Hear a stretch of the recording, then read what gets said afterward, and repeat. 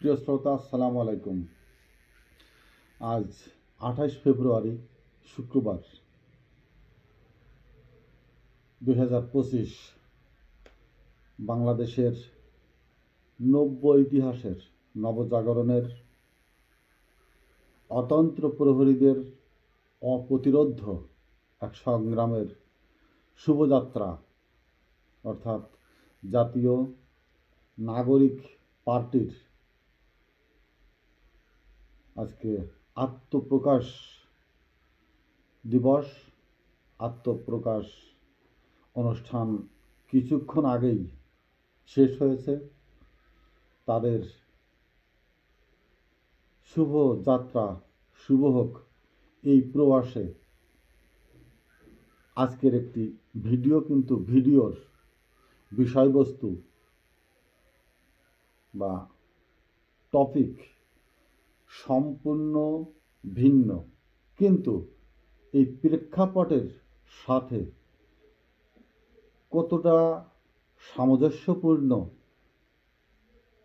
আরেকটা সময়ের সাথে, সেটা আপনাদেরকে জানানোর জন্যই এই ভিডিওটি।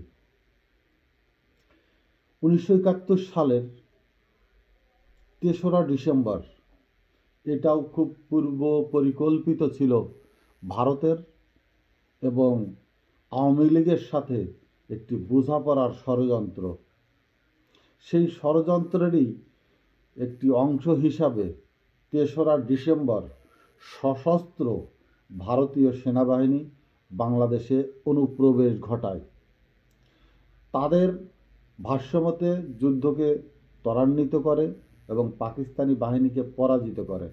মূলত সেটা নয়, পাকিস্তানি বাহিনীকে পরাজিত করেছিল এদেশের সূর্য সন্তানেরাই। তারা শুধু এসেছিল আওয়ামী লীগের সাথে তাদের যে চুক্তি, গোপন চুক্তি, অর্থাৎ ভারতকে পরাজিত করার পর তার যে ফসল ঘরে তোলার উৎসব, সেটাই পালন করতে। তাহলে 3 ডিসেম্বর থেকে শুরু করে 16ই ডিসেম্বর একটি পর্ব এবং 16ই ডিসেম্বরের পরে থেকে পুরা 72 সাল জুড়েই যে বাংলাদেশে ভারতীয় সেনাবাহিনী কর্তৃক লুট তরাজ, লুণ্ঠন এবং বাংলাদেশের ধন সম্পদ ভারতে স্থানান্তরিত করা, অর্থাৎ বাংলাদেশ থেকে ভারতে সরিয়ে নেওয়ার যে মহোৎসব একটা দীর্ঘ সময় ধরে চলেছিল, ঠিক বাংলাদেশের 5ই আগস্ট মাত্র 6 ঘন্টা, অথবা আমি যদি ধরি 24 ঘন্টার ভিতরে সেই সম্পূর্ণ কাজ সম্পন্ন করা হয়েছে। অর্থাৎ তৎকালীন যে অর্থ সম্পদ ভারতে নিয়ে গিয়েছিল প্রায় 1.5 বছর ধরে, আর স্বাধীন বাংলাদেশ থেকে সমতুল্য সম্পদ অনেক আগেই এদেশ থেকে সরানো হয়েছিল। তদুপরি সেগুলোকে তাদের উপভোগ্য করে তোলার জন্য তাদেরকে সেই সম্পদের পূর্ণ মালিকানার স্বত্বাধিকারী বুঝে দেওয়ার জন্যই সুযোগ করে দেওয়া হয়েছে। শুরুটা হয়েছিল হয়তো 12টার থেকে, যেহেতু বেশ কয়েকটি লাগেজ প্রধানমন্ত্রী, তৎকালীন প্রধানমন্ত্রী, সাবেক প্রধানমন্ত্রী, স্বৈরশাসক প্রধানমন্ত্রী, অতীত বাংলার এক জঘন্যতম হায়না শেখ হাসিনার সাথে যে সুটকেসগুলো গেছে, সেটার প্রক্রিয়া, এবং তখন থেকেই শুরু হয়ে তার শেখ পরিবারের আত্মীয় স্বজন, জ্ঞাতি গোষ্ঠী যারা অঢেল ধন সম্পত্তির মালিক হয়েছিল, তাদেরকেও 12টার থেকে শুরু করে শেখ হাসিনা পালিয়ে যাবার তথ্য খবর প্রকাশের পর থেকে তাদের আত্মীয় স্বজনেরা, জ্ঞাতি গোষ্ঠীরা, তার দোসর, তার শক্ত পোক্ত ষোড়শ শাসকের সম্পূর্ণ দানব গোষ্ঠী যারা ছিল, তারা সেনাবাহিনীর আশ্রয়ে আশ্রিত ছিল এবং তাদেরকে ওই রাতেই বা তার পরের দিনও ধরে সুন্দরভাবে নিরাপত্তার সাথে ভারতীয় বাহিনী যেমন এদেশ থেকে ধন সম্পদ লুণ্ঠন করে নিরাপদে সরে যেতে পেরেছিল, কিন্তু তৎকালীন সেনাবাহিনীর সেটা নিয়ন্ত্রণের বাইরে ছিল। কিন্তু এবার যেটা হয়েছে, সম্পূর্ণ স্বাধীন একটা দেশের সেনাবাহিনীর প্রশ্রয়, সেনাবাহিনীর মদদে, সেনাবাহিনীর আশ্রয়ে তাদেরকে এদেশ থেকে বের হইতে এই অর্থ সম্পদ অঢেল কোটি কোটি টাকা, স্বর্ণালঙ্কার এবং পূর্বেও যা বের করে নিয়ে গিয়েছিল সেগুলোর বৈধতা দিতেই এদেরকে নিরাপদে সরে যেতে দেওয়া হয়েছে। প্রেক্ষাপট দুইটা। 1971 সাল যুদ্ধকালীন সময়ের একটা মুহূর্ত, একটি ক্ষণ, প্রতিটি ক্ষণ যেমন মৃত্যুর মুখোমুখি দাঁড়িয়ে দেশের জন্য লড়াই করে গেছে, ঠিক তেমনি এই বীর সেনানীরাই 16ই ডিসেম্বরের পর তাদের ভাঙাচোরা ক্যান্টনমেন্ট, ভাঙাচোরা অস্ত্র, বিধ্বস্ত কল কারখানা সমস্ত কিছু গুছিয়ে নিজেদের সাংগঠনিক অবকাঠামোকে গুছিয়ে নিতে যখন ব্যস্ত, ভারতীয় বাহিনী তখনও তাদের সেই ক্যান্টনমেন্টের থেকে, তাদের কলকারখানা থেকে, তাদের অস্ত্রাগার থেকে, তাদের ব্যাংকের থেকে লুণ্ঠন করার কাজে তারা ব্যস্ত। এরা ব্যস্ত ঘর গোছাতে, ভারতীয়রা ব্যস্ত ছিলেন লুণ্ঠনের কাজে। ঠিক তেমনি 5ই আগস্ট শেখ হাসিনা, স্বৈরার শাসক শেখ হাসিনা পালিয়ে যাওয়ার যে ব্যস্ততা, তাকে গুছিয়ে নিরাপদে হেলিকপ্টার তারপর বিমানে করে পাঠিয়ে দেওয়া, এই কাজে একটি সেনাবাহিনীর ঊর্ধ্বতন কর্মকর্তারা যেমন ব্যস্ত ছিলেন, তাদের ভিতরে তাদের শীর্ষস্থানীয় নেতা নেত্রীদেরকে নিরাপদে বের হওয়ার কাজে যেমন ব্যস্ত ছিলেন, ঠিক তেমনি সেনাবাহিনীর নিম্ন স্তরের আরেকটি সম্প্রদায়, আরেকটি স্তর ছিলেন এই বিগত 15 বৎসরের স্বৈরাচার শাসকের বিরুদ্ধে সোচ্চার, বিরুদ্ধে রক্ত ছড়ানো, বিরুদ্ধে বিপ্লবী, বিরুদ্ধে সংগ্রামী, বিরুদ্ধে অভ্যুত্থানকারী সাধারণ ছাত্র জনতার পাশে এক কাতারে দাঁড়িয়ে বাংলাদেশকে তারা নব উত্তরণে, নবজাগরণে আবার গুছিয়ে নেবার কাজে তারা ব্যস্ত ছিলেন।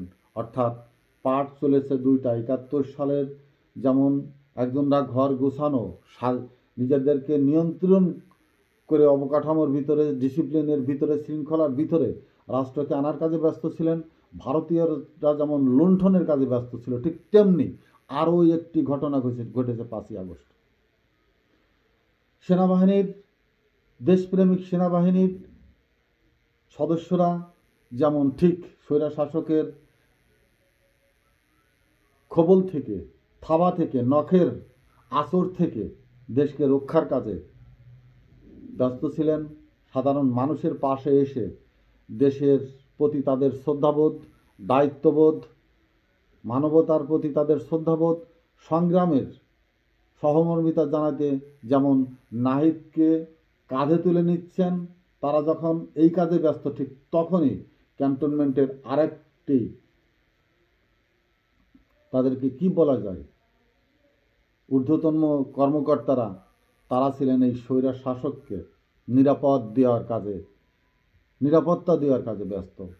অর্থাৎ 1971 যুদ্ধ পরবর্তীকালীন যেমন মুহূর্তটি ঘটে গেছে একই ধারায়, ঠিক তেমনি জুলাই মাসের যুদ্ধের যে মুহূর্তগুলো যেন যুদ্ধের সময়, আর 5ই আগস্ট যেমন 16ই ডিসেম্বর স্বাধীনতার মুহূর্ত, কিন্তু ঘটনা একইভাবে, একই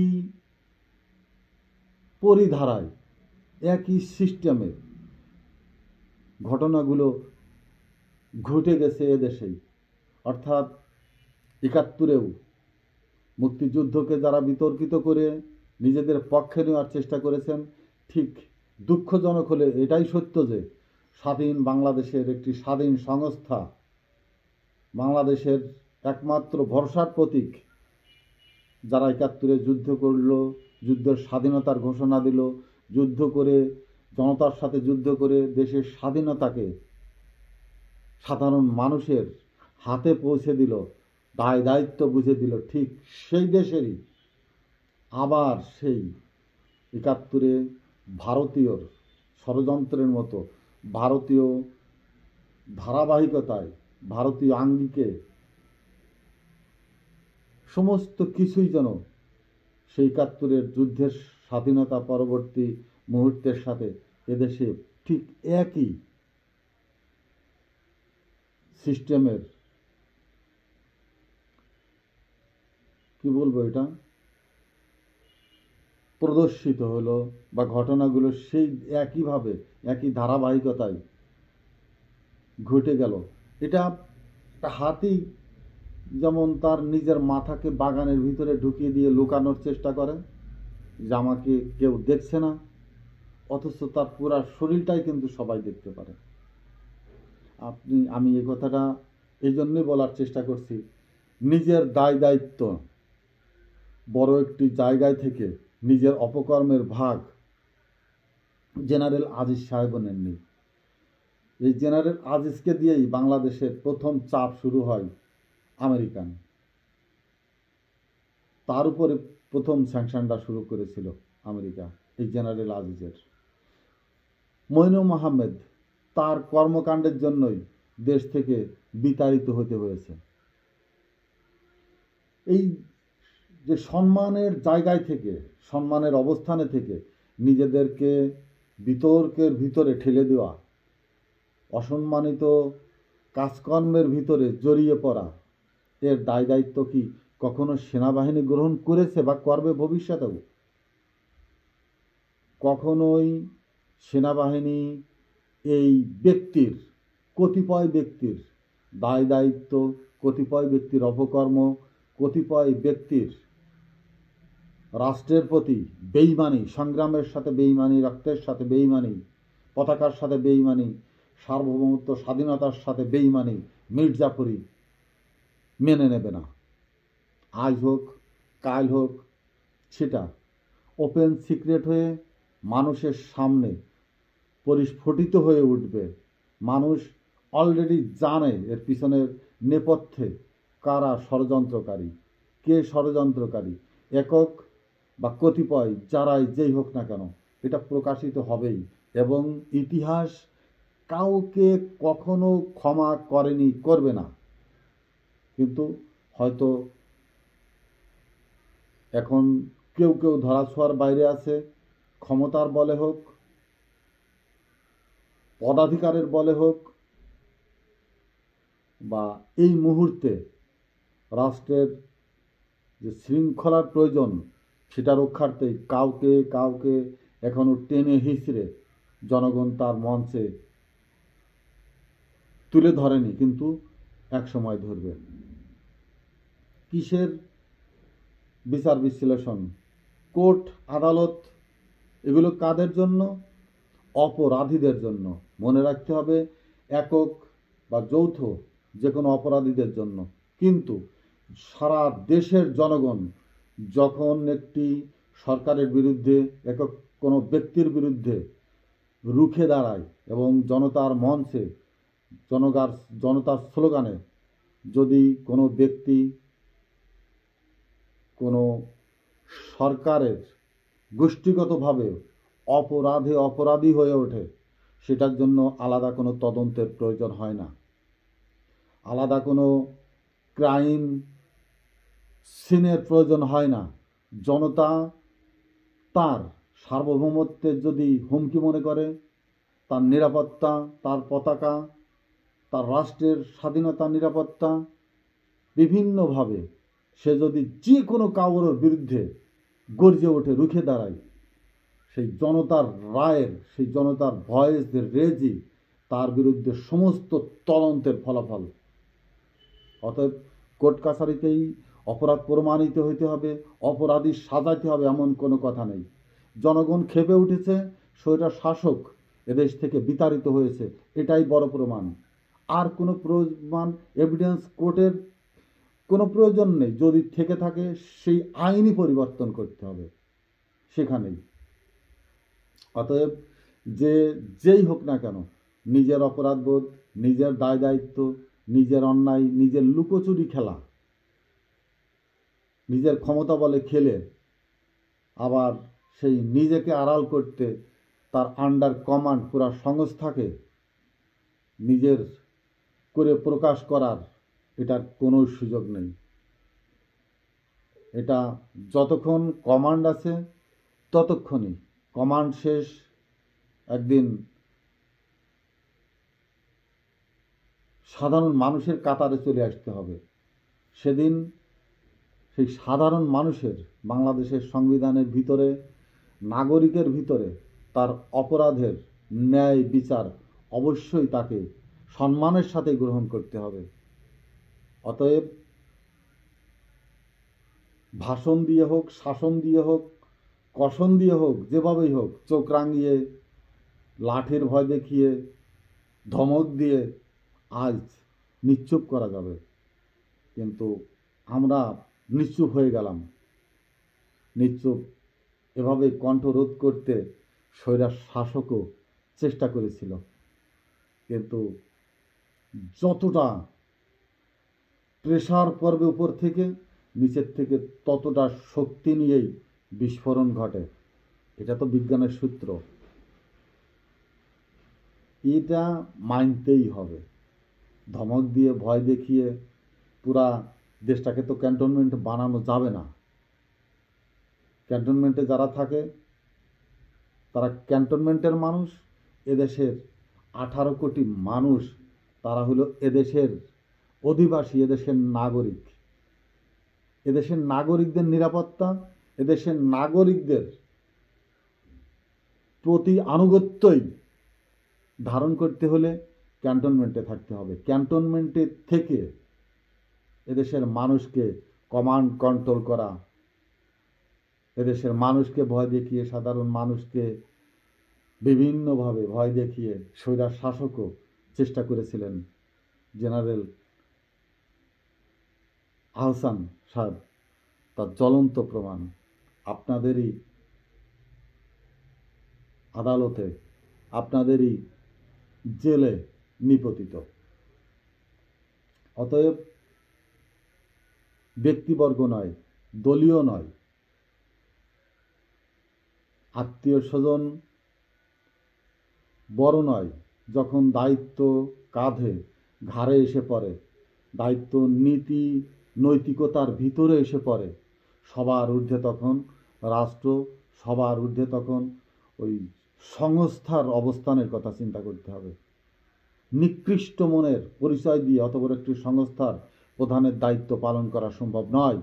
স্পষ্টভাবে এটা জেনে নিতে হবে যে বাংলাদেশের জনগণ যাকে অপরাধী সাব্যস্ত করেছে, অপরাধী হিসাবে এদেশ থেকে নিপতিত করেছে, এদেশ থেকে বের করে দিয়েছে অপরাধী হিসাবে এদেশের জনগণ।